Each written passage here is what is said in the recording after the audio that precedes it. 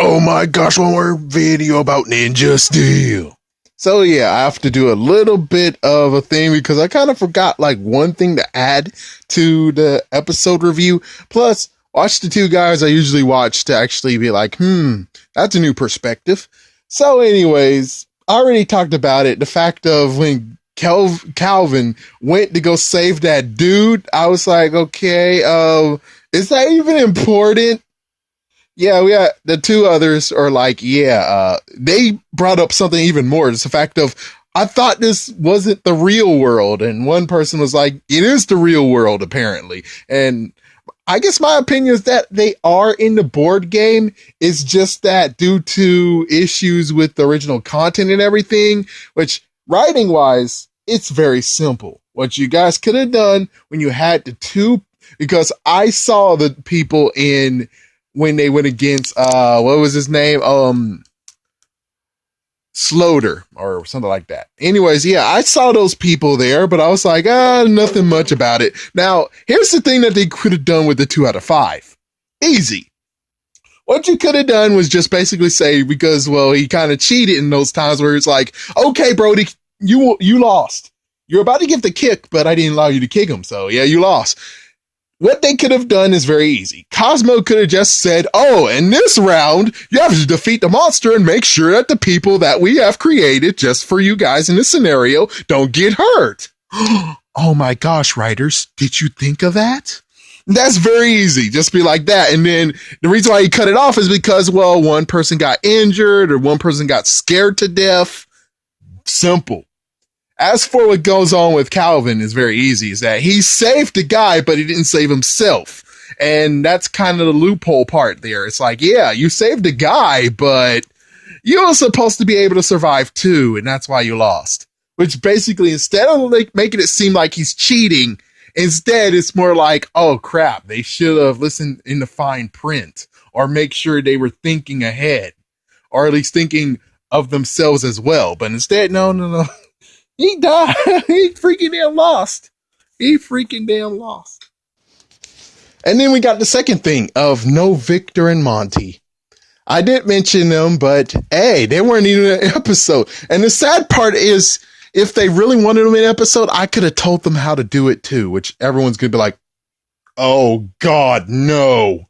Which is very easy. I mean, I don't like Victor and Monty, but this is just for the writers, just in case someday they stumble upon this and they'll be like, oh, damn it. We should have thought of that. Very simple.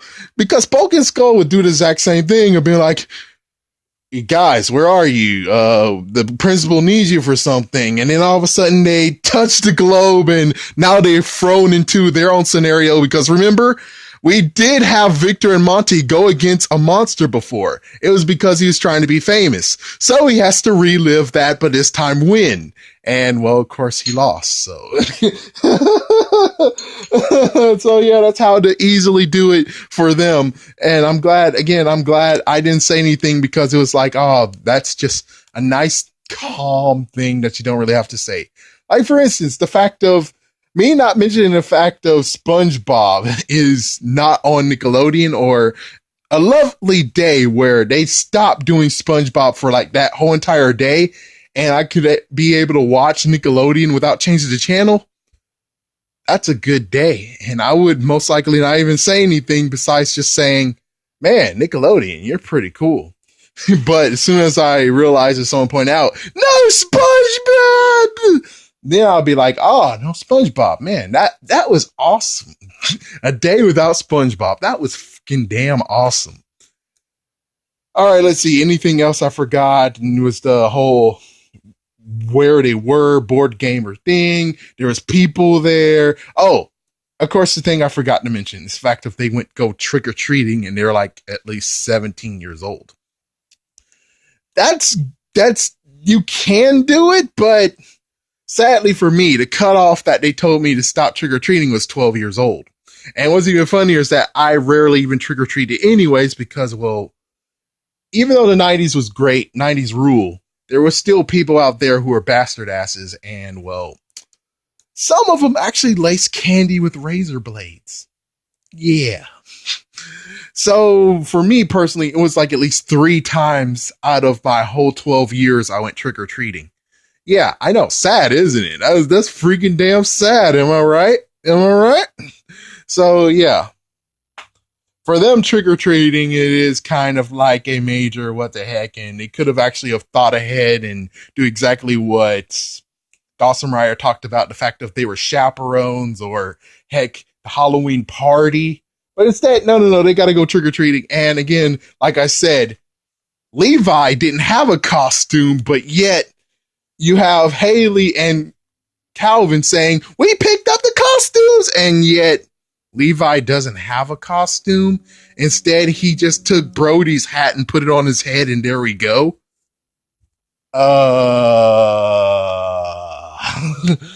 I would have preferred they would have been cool and kind of gave us a nice little wink to what's going on next season. I would have loved it if they would have just actually just been like, oh, let's hint at what happens, and if people catch it, hell yeah. If they don't catch it, it's good.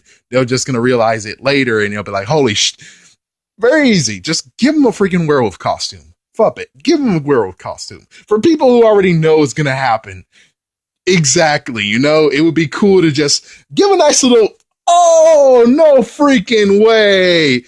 Instead of, he got Brody's hat. That's not a costume at all, man.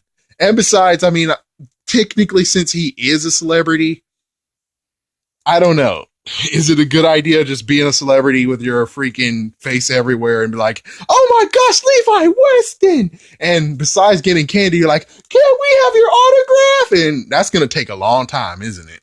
Every single house they go to, they're going to ask for his autograph because, come on, your local freaking person.